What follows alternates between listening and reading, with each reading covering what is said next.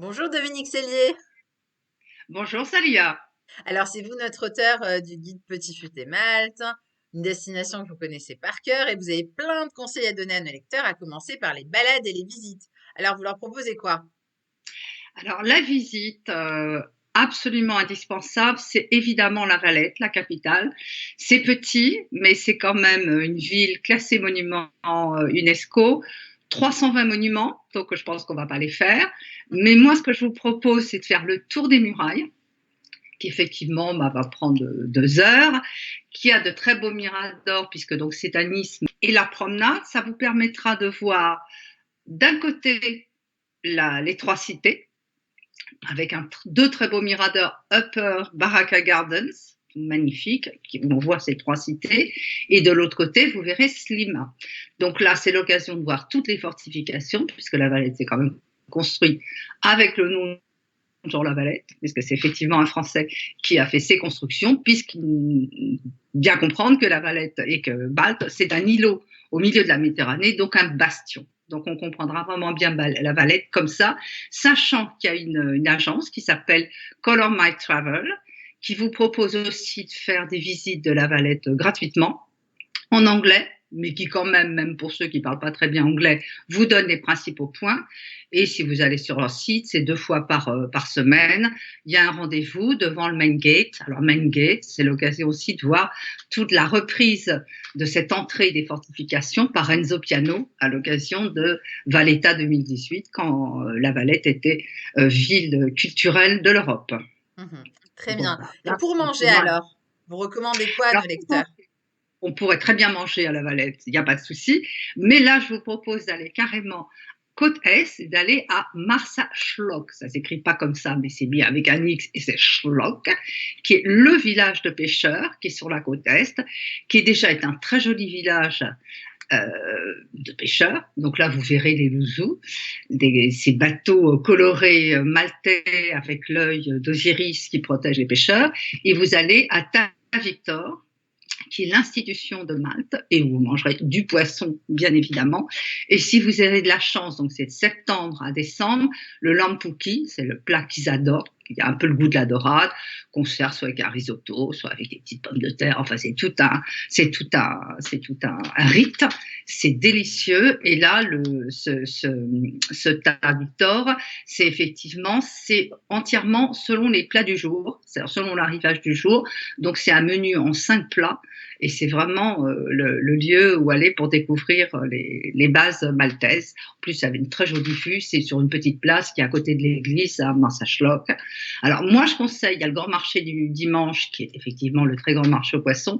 Si on veut un peu avoir accès aux terrasses qui donnent vue sur le port, d'y aller un petit peu en dehors du marché du dimanche. Mais bon, voilà. Après, et évidemment de réserver, parce que si vous venez le dimanche, il y a foule quand même Mhm. pour ta Victor. D'accord. Et pour sortir, Dominique, vous conseillez quoi? Alors pour sortir, alors il y a 2 optiques. Bon, on va quand même aller à la Valette parce que sinon c'est pas partout extrêmement l'île pour sortir. Si on est autour de 20 ans, hein, on va mettre carrément le cap sur Pesseville, Paceville, selon si on le prononce à l'italienne ou comme nous. Là, c'est discothèque tous les mètres carrés. Musique, gros son, enfin bon, donc voilà, si on aime ça. Donc c'est là, c'est le conglomérat. Donc là, on se balade et puis on entre dans, j'ai envie de dire, presque partout. Il y a un autre, pour si on est un tout petit peu plus vieux, jusqu'à la trentaine, donc c'est le Strand, qui est l'avenue qui longe. On est du côté de Slima, je vous parlais tout à l'heure, d'un côté et de l'autre, avec les trois cités, c'est du côté droit, si on regarde face à la Valette. Là, c'est le côté gauche, Slima, San Julian. San Julian, c'est au bout, c'est là où on vient apprendre l'anglais aussi. Donc, c'est là qu'il y a toutes les boîtes. Après, plus transgénérationnel, moi, je recommande quand même le Bridge Bar, qui est à la Valette et qui a des jazz sessions tous les vendredis. Et là, c'est un autre charme parce qu'effectivement, c'est ridiculement petit. On va chercher sa bière, son café, ce qu'on veut, et on s'assoit sur tous les petits escaliers de la Valette avec son petit coussin. Ça dure jusqu'à minuit. Bon, il doit y avoir 4 chaises et 4 tables, donc si on va arriver, il faut coucher.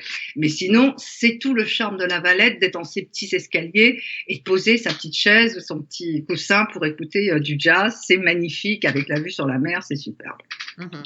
Et le meilleur bon plan de tous les bons plans pour vous, c'est quoi à Malte? Ben, Malte, moi je dirais, c'est quand même difficile. Et d'ailleurs, dès que vous arrivez, vous verrez que les eaux sont somptueuses, qu'on peut s'y baigner en gros vraiment de la fin avril jusqu'à la fin octobre. Donc ça fait quand même et plonger toute l'année si on a une combi. Donc effectivement, je dirais, on ne va pas à Malte sans aller à Gozo. Donc des plages de sable, mais surtout de criques, il y en a partout. Mais moi, je vous propose quand même d'aller faire le saut, de passer par le ferry qui, au nord de l'île qui passe par Chakawa. Vous prenez le ferry, déjà ça fait une petite balade, vous traversez Gozo et vous allez à Ramla Bay, qui est la plage de sable ocre, qui est sur toutes les cartes postales, qui les mannequins posent devant, donc elle est superbe. Et derrière, il n'y a pas du tout d'urbanisation, donc c'est vraiment tout à fait agréable. Il y a des transats, il y a des petits troquets pour aller boire quelque chose ou prendre une glace. Donc il y a tout absolument sur cette très très jolie plage, mais qui en plus n'est pas urbanisée aux alentours, donc ce qui est vraiment un très grand avantage. Mhm. Oui, parce qu'il faut bien expliquer, c'est vrai que Malte, c'est pas juste une île, c'est plusieurs îles, dont Gozo.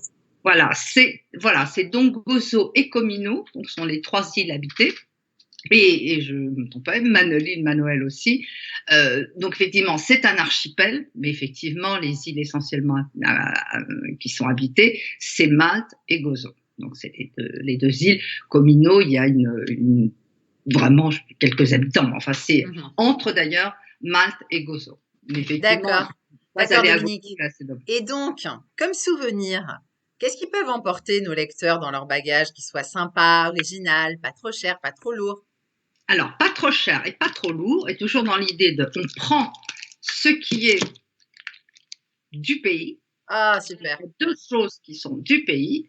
C'est ce qu'on appelle les prickly pear, donc la figue de Barbarie. Est-ce Donc, que vous pouvez nous le montrer près de la caméra, s'il vous plaît? Un peu. donc voilà, c'est un savon. Si on visite, on voit que c'est vraiment la plante emblématique de Malte et de Gozo. Donc, à partir de ça, donc le prickly pear, qui est donc le figue de Barbarie, on fait des savons, on fait des confitures, on fait de la liqueur. C'est tout à fait délicieux. Ça coûte tout moins de 5 euros, entre 5 et 10 euros. Donc, et à partir de ce figue de Barbarie, il y a, je me dis, que ça soit des confitures, des liqueurs, il y a tout. Tout est décliné à partir de là. Et comme c'est vraiment la plante emblématique de Malte et de Gozo, je pense qu'effectivement, c'est là qu'il faut. Il y a deux endroits à Victoria, qui est la capitale de Gozo, quand même sa capitale, c'est une toute petite île, qui sont Independence Square, donc qui est là, et l'autre place qui est Saint George Square. Et c'est là qu'il y a tous les petits marchands, les petits étals. Je recommande d'y aller le matin. Et là, vous avez toute une sorte de choses. C'est tout à fait agréable, c'est très sympathique. Il y a des troquets à côté. Donc, c'est vraiment le cœur de la ville de Malte, de Gozo, le matin. Et c'est là qu'on va faire ces petites emplettes. Très bien. Merci beaucoup, Dominique, pour toutes ces infos sur Malte.